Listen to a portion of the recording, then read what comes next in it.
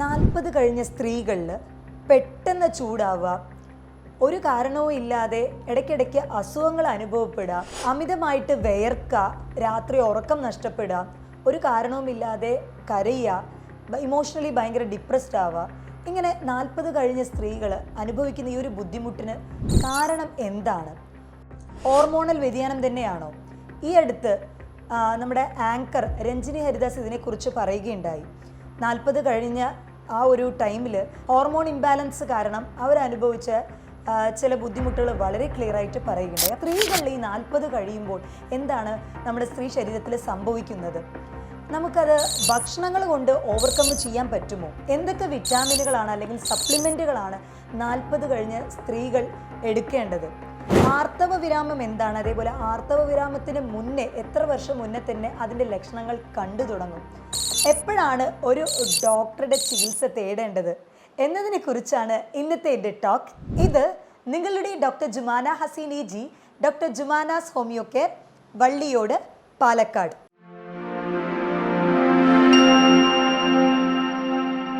സ്ത്രീകളിൽ പൊതുവെ 2 ഹോർമോണാണ് പ്രധാനമായിട്ടും നമ്മുടെ സ്ത്രീകളുടെ ആരോഗ്യത്തിനെ കാത്തു സൂക്ഷിക്കുന്ന ഒന്നെന്ന് പറയുന്നത്. അത് എസ്ട്രജനും പ്രൊജസ്ട്രോണുമാണ്. ഈ എസ്ട്രജൻ എന്ന് പറയുന്നത് നമ്മുടെ ഹൃദയത്തിൻ്റെ ആരോഗ്യം, എല്ലുകളുടെ ആരോഗ്യം, കാൽഷ്യത്തിൻ്റെ വലിച്ചെടുക്കുന്ന ആ ഒരു അബ്സോർപ്ഷൻ, ഇതിനൊക്കെ തന്നെ സഹായകരമാവുന്ന ഒരു ഹോർമോണാണ് എസ്ട്രജൻ എന്ന് പറയുന്നത്. നമ്മുടെ മാസമുറ തുടങ്ങുമ്പോൾ തന്നെ പീരീഡിൻ്റെ ആദ്യത്തെ ഫേസിലാണ് ഈ ഒരു എസ്ട്രജൻ എന്ന് പറയുന്ന ഒരു ഫേസ് എന്ന് പറയുന്നത്. എസ്ട്രജൻ ഹോർമോൺ വളരെ ഹൈ ലെവലിലായിരിക്കും. എസ്ട്രജൻ ഹോർമോൺ നമ്മുടെ ശരീരത്തിനെ തണുപ്പിക്കുന്ന, കംഫർട്ട് സോണിൽ വെക്കുന്ന ഒരു ആക്ഷനാണ് ചെയ്യുന്നത്. നമ്മുടെ ശരീരത്തിൻ്റെ താപനിലയൊക്കെ കുറച്ച്, ടെമ്പറേച്ചറൊക്കെ കുറച്ച് നമ്മുടെ ടോട്ടൽ ഹെൽത്തിനെ ഒന്ന് കംഫർട്ട് സോണിൽ വെക്കും. ഈ പ്രൊജസ്ട്രോൺ എന്ന് പറഞ്ഞ ഹോർമോൺ എന്ന് പറയുന്നത് സെക്കൻഡ് ഫേസിൽ, നമ്മുടെ പീരിയഡ്സിൻ്റെ ആദ്യത്തെ 14 ദിവസം കഴിഞ്ഞതിന് ശേഷം നമ്മൾ ഓവുലേഷൻ പോസ്റ്റ് ഓവുലേറ്ററി ഫേസ് എന്ന് പറയും. അതായത് അണ്ഡാശയത്തിൽ നിന്നും അണ്ഡം പുറത്ത് വന്നതിന് ശേഷമാണ് ഈ ഒരു പ്രൊജസ്ട്രോൺ വളരെ ഹൈ ലെവലിൽ ശരീരത്തിൽ കാണപ്പെടുന്നത്. ഈ പ്രൊജസ്ട്രോൺ ശരീരത്തിൻ്റെ താപനില കൂട്ടുകയാണ് ചെയ്യുന്നത്. പ്രൊജസ്ട്രോൺ നമ്മുടെ ബ്രെയിനിനെ സിഗ്നൽ ചെയ്യുന്നത് ശരീരത്തിൻ്റെ താപനില വളരെയധികം കൂട്ടുകയാണ് ചെയ്യുന്നത്. അപ്പോൾ ഈ എസ്ട്രജൻ അതേപോലെ പ്രൊജസ്ട്രോൺ, ഇത് രണ്ടും നമ്മുടെ മാസമുറ പ്രോപ്പറായിട്ട് വരികയാണെന്നുണ്ടെങ്കിൽ, പീരിയഡ്സ് റെഗുലറായിട്ട് വരുന്നുണ്ടെന്നുണ്ടെങ്കിൽ ഇതൊരു ബാലൻസ് ലെവലിൽ തന്നെ പോകുന്നുണ്ടാവും. അതിലും തന്നെ നമ്മൾ ഓവുലേഷൻ ടൈമിൽ പ്രത്യേകം പറയാറുണ്ട്, അണ്ഡാശയത്തിൽ നിന്നും അണ്ഡം പുറത്തു വരുന്ന ആ ഒരു ടൈമിൽ ബേസൽ ബോഡി ടെമ്പറേച്ചർ എന്ന് പറയും. നമ്മുടെ ശരീരത്തിൻ്റെ താപനില സാധാരണഗതിയിൽ നിന്നും ഇത്തിരി കൂടി കാണപ്പെടും. അതിന് കാരണം ഈ പ്രൊജസ്ട്രോൺ ഹോർമോണിൻ്റെ ഒരു ഹൈപ്പ് തന്നെയാണ്. എന്നാൽ ഒരു 38-40 കഴിഞ്ഞ സ്ത്രീകളിൽ ക്രമേണ ഈ അണ്ഡാശയത്തിൽ നിന്നും ഉൽപ്പാദിപ്പിക്കപ്പെടുന്ന ഈ എസ്ട്രജൻ ഹോർമോണിൻ്റെ ലെവൽ കുറയാനായിട്ട് തുടങ്ങും. അപ്പോൾ അതുകൊണ്ട് തന്നെ അവർ ശരീരത്തിൽ കാണിക്കുന്ന ചില ലക്ഷണങ്ങളുണ്ട്. നമ്മൾ ഈ ആർത്തവ വിരാമം എന്ന് പറയുന്നത് ശരിക്കും മെഡിക്കൽ ടേംസിൽ 45 മുതൽ 55 ഈ ഒരു ഏജിലാണ് ആർത്തവ വിരാമം കൂടുതൽ സ്ത്രീകളിൽ കണ്ടുവരുന്നത്. അതിൽ തന്നെ ആവറേജ് ആയിട്ട് നമ്മൾ 51 വയസ്സാണ് പറയാം. എന്നാൽ ഇപ്പോഴത്തെ ഒരു ജീവിതശൈലി, അതേപോലെ തന്നെ നമ്മുടെ ഭക്ഷണശൈലിയിലൊക്കെ വന്ന മാറ്റങ്ങൾ കാരണം പല സ്ത്രീകളിലും 40കൾക്ക് മുന്നേ തന്നെ, അല്ലെങ്കിൽ 45-ന് മുന്നേ, 42, 41 ഈ ഒരു ഏജിൽ തന്നെ ആർത്തവ വിരാമം സംഭവിക്കുന്നുണ്ട്.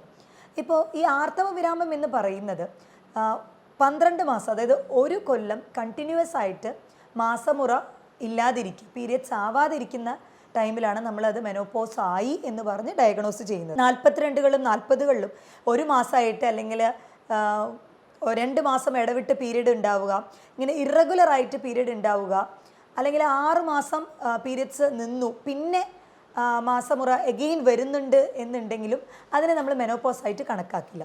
ഇനി മെനോപോസ് ആയി എന്ന് പറഞ്ഞ് നമുക്ക് എങ്ങനെ അത് അറിയാനായിട്ട് പറ്റും? അപ്പോൾ അതിൻ്റെ ഒരു ഹോർമോൺ ടെസ്റ്റ് എന്ന് പറയുന്നത് FSH അതേപോലെ LH, ഫോളിക്കുലർ സ്റ്റിമുലേറ്റിംഗ് ഹോർമോണും ലൂട്ടിനൈസിങ് ഹോർമോണുമാണ്.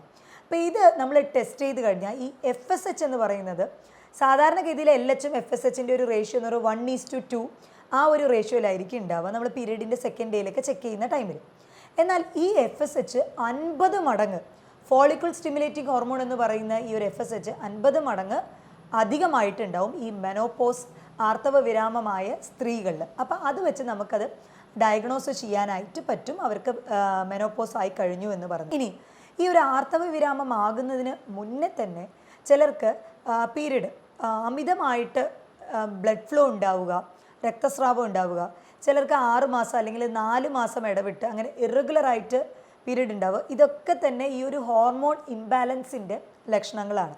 അപ്പോൾ ശരിക്കും ആർത്തവ വിരാമം സംഭവിക്കുന്നത് 50കളിലും 45ലും ആണെന്നുണ്ടെങ്കിലും 40 കഴിയുമ്പോൾ തന്നെ ഈ ഹോർമോണിൻ്റെ വ്യതിയാനങ്ങൾ സ്ത്രീ ശരീരത്തിൽ കാണാനായിട്ട് തുടങ്ങും. ഈ എസ്ട്രജൻ പ്രൊജസ്ട്രോണിൻ്റെ ഹോർമോൺ ലെവൽ വ്യത്യാസമാവാനായിട്ട് തുടങ്ങും.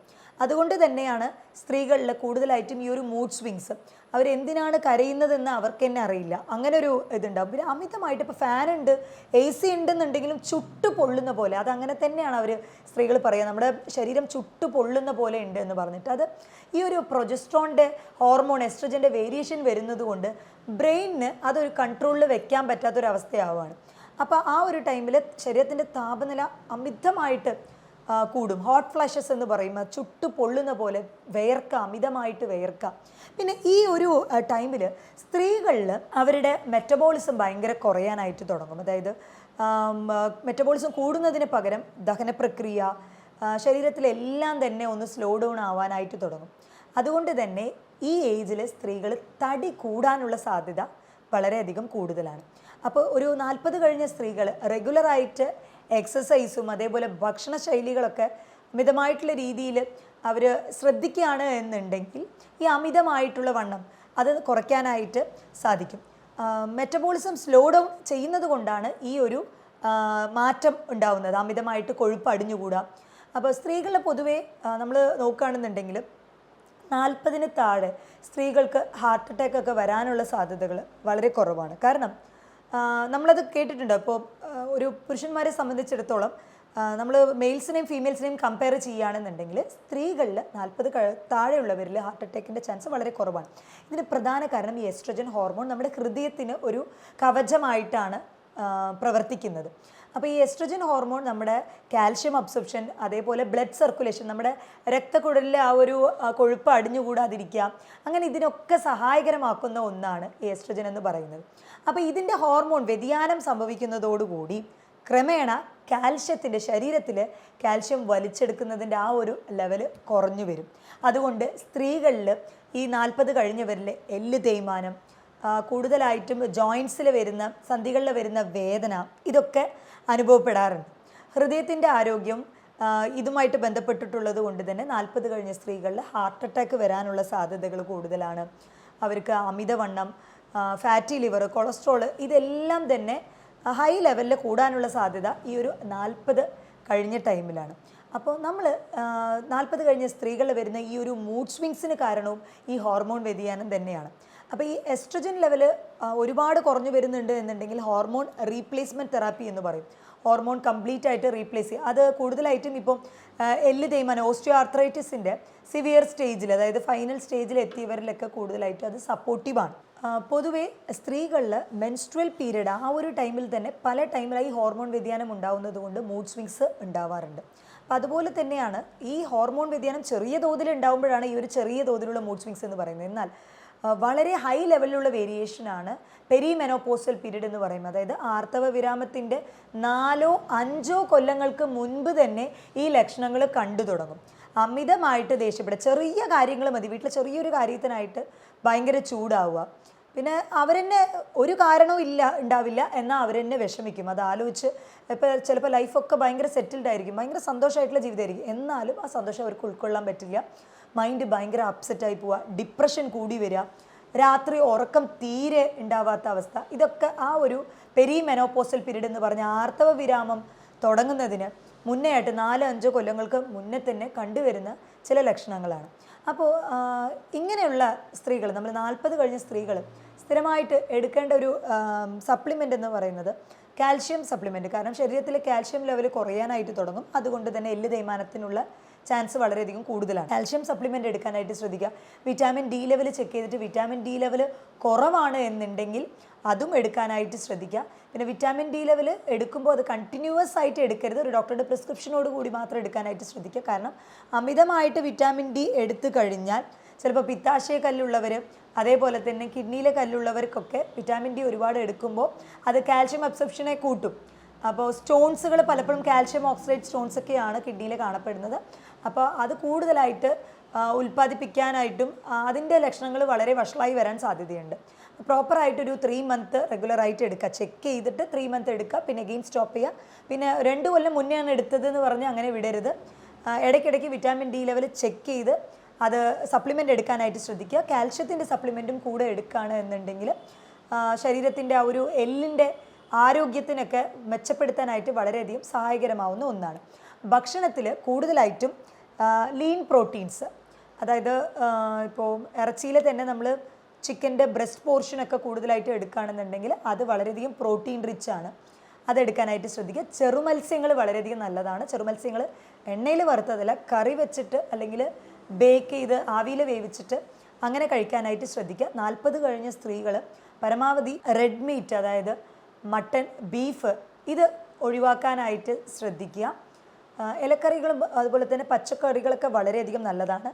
ലൈക്കോപ്പിൻ കണ്ടൻറ്റ് അധികം അടങ്ങിയിട്ടുള്ള ഇപ്പോൾ തക്കാളി ആയിക്കോട്ടെ, അതേപോലെ തന്നെ പൊമിഗ്രനേറ്റ്, മാതള നാരങ്ങ ഇതൊക്കെ വളരെയധികം നല്ലതാണ്. വാട്ടർമെലൻ, തണ്ണിമത്തൻ ഇതിലൊക്കെ ലൈക്കോപ്പിൻ കണ്ടൻറ്റ് അധികം അടങ്ങിയിട്ടുണ്ട്. ഇത് ആൻറ്റി ഓക്സിഡൻ്റ് ആയിട്ടും പ്രവർത്തിക്കും. ബോഡിയിൽ ആ ഒരു സ്ട്രെസ് ലെവൽ കുറയ്ക്കാനൊക്കെ വളരെയധികം ഹെൽപ്ഫുള്ളാണ്. പിന്നെ നല്ല കൊഴുപ്പ് അധികം അടങ്ങിയിട്ടുള്ള omega-3 ഫാറ്റി ആസിഡ് മസ്റ്റാണ്.